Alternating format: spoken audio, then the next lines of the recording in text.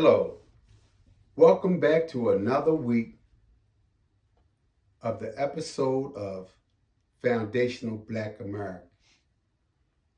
And again, welcome to the Man of Praise podcast. Today, I want to go to this third part and final episode of where do we go from here? The future of the FBA. First and foremost, I want to give honor to God. I thank Him for giving me a chance just to get it right this one more time. And I pray for all the listeners and the folk that have supported me on this podcast. Thank you very much.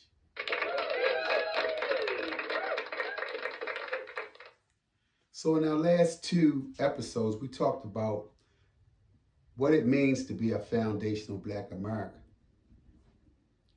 and why reparations remain such a difficult flight here in 2026. Today, I want to take this conversation a step further because identity isn't just about past, it's about where we're going. The FBA identity has sparked pride, debate, conflict, clarity. It has pushed people to look deeper into their lineages, their culture, and their place in history in their story of America. But it has also raised big questions about unity, division, and what it means to be Black in a country that has never fully reckoned with its own history. So in this episode, we're asking, what is the future of the FBA identity? And what does it mean for the next generation? So we're in a crossroad of identity. Right now, the FBA identity sits at a crossroads. One side, people who see it as a powerful tool, another way to protect lineage, demand justice, and preserve a culture that has been shaped America's for centuries. On the other side, you have people who worry that it creates division within the Black community, especially between FBAs and Black immigrants. This new tension, it isn't new. It's a part of a long history of trying to define who we are in a country that has always tried to define us first. But the FBA conversation has forced something important. It made people look at the lineage of intention. Not just I'm a Black, but what kind of Black? Not just I'm an African American, but where did my people come from? Not just I'm just a part of this country, but what is my Pacific story? So it makes you think. The identity of becoming more precise and more personal. The cultural shift is what I believe that's where we are. One thing is undeniable is that the FBA culture has always been a driving force in America.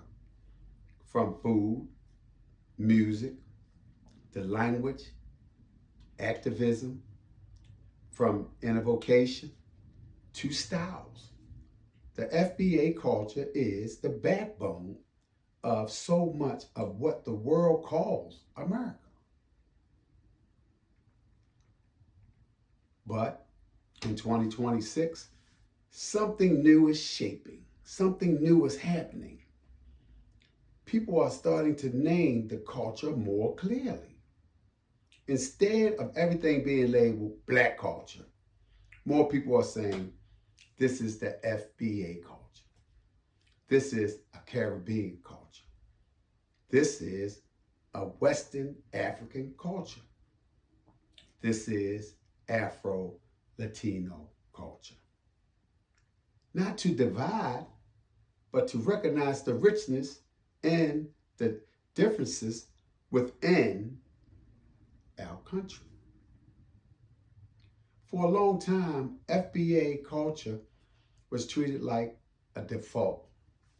Now it's being treated like a distinct culture with its own history, its own trauma, and its own triumphs. That's a shift in power, and it's powerful. The tension between unity and separation, but with clarity comes tension. Some people feel the FBA identity strengthens the community by giving it a clear foundation. Others feel it creates unnecessary walls between people who share African roots. This raises a hard question. Can you honor your lineages without rejecting another person of how they feel? Some say yes, that you can be FBA, still embrace Pan-African unity. Others say the two clash. Some believe the tension is the result of outside forces. The same divides and conquer strategies that have always been used against Black people. The truth is probably somewhere in the middle. That's what I think. Identity is personal. Unity is political. Both are necessary. The next generation, one of the most important questions is how the next generation will understand FBA identity. Will they see it as a culture anchor, a political category, a historical label, a point of pride, a source of division, or something else entirely? Young people today are growing up in a world where DNA tests and ancestry records and digital archive make lineages easily to trace than ever before. They are also growing up in a world where identity is more fluid, more questioned, and more debated than ever. So, the future of the FBA identity may depend on how the next generation chooses to carry it.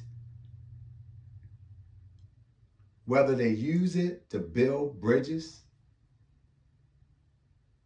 build boundaries, or build something entirely new.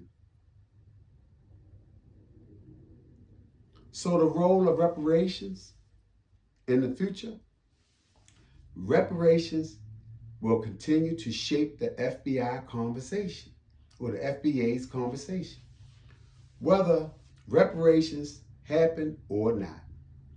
The movement has already changed how people think about the lineage, justice, economic equality, historical accountability, and the value of Black labor. Even if the government keeps delaying, the conversation itself has created a new awareness, a new understanding of what was taken what was denied, and what is old. That awareness isn't going anywhere. So the big question, what does the FBA mean in a changing America? That's a good question, because America is changing. Demographics are shifting. Immigration is rising. Technology is reshaping how we connect, how we learn, and how we tell our stories. So what does it mean to be FBA in a country that is constantly evolving? And that's a good question.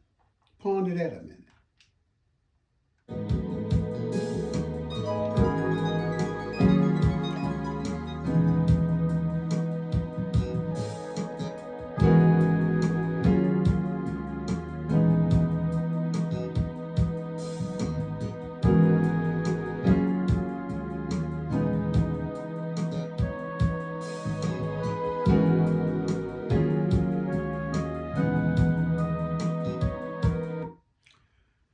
So, I just wanted you to think about that just for a quick minute. What does it mean to be FBA in a country that is constantly evolving? Here's what I think it means. Holding on or holding into a lineage that built this nation. You got to hold on to it. Preserving a culture that shaped the world, demanding justice for generations of harm, and still finding ways to connect with the global Black family. So maybe it means something we haven't defined yet. Identity is not fixed. It grows. It shifts. It adapts. And the FBA identity is still being written by the people who live in it. So, on my closing thought, I just want to say this. The future of the FBA identity isn't set in stone. It's being shaped right now by conversations like this, by debates online, by families digging into their history, by activists fighting for justice, and by young people deciding how they want to define themselves. So the real question is, what do we want the future of the FBA identity to look like? Do we want it to be a source of pride, a tool for justice, a culture for foundation, a political category, a bridge, or a boundary? The answer will come from the community itself. So again, thank you for sharing this with me. Let me know your thoughts. God bless you, and have a great week. Spring is coming soon.